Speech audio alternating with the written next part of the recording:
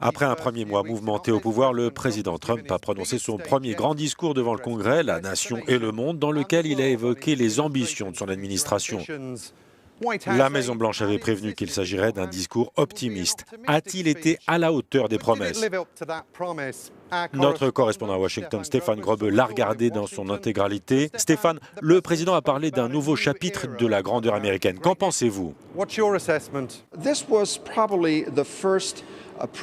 C'était probablement le premier vrai discours présidentiel de Donald Trump, en tout cas que j'ai entendu. Il lisait de manière très modérée son discours sur des prompteurs et est resté collé à son texte presque mot à mot. Il est resté collé au style républicain et à lui-même. On peut dire que le président Trump n'a pas fourni jusqu'ici énormément de détails concernant les réformes qu'il compte entreprendre. En a-t-il dit davantage?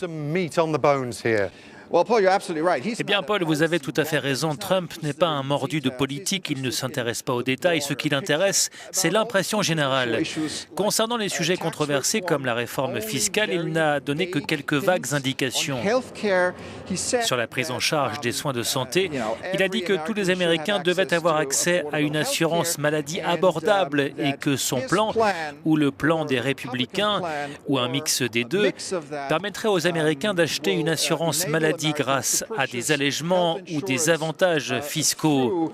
C'est le détail le plus prolifique que nous avons entendu durant son discours. Par ailleurs, il a utilisé l'immigration comme moyen pour attaquer les immigrés clandestins et créer l'impression que chaque immigré illégal dans ce pays est un criminel. Il s'est ainsi plusieurs fois référé aux criminels en évoquant les étrangers en situation irrégulière.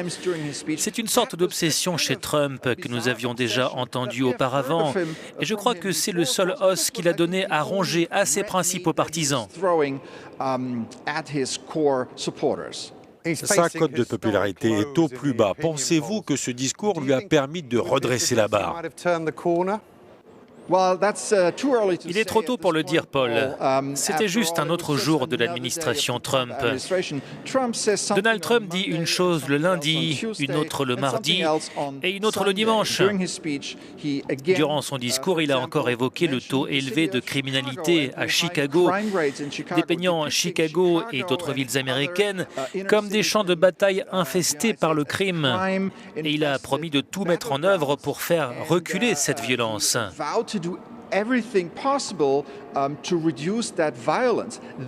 Or, la veille, il a signé un projet de loi qui permettra à des personnes mentalement instables d'acheter des armes à feu. Comment concilier ces deux positions? Et il y a d'autres sujets semblables où Trump se contredit ou contredit le leadership républicain. Donc il est trop tôt pour dire si nous avons vu un nouveau Trump avec une nouvelle orientation politique ou si c'était juste une question de style plutôt que de contenu. Stéphane, as always, great to hear from you. Speak soon. Thanks a lot. Absolutely. Thank you, Paul.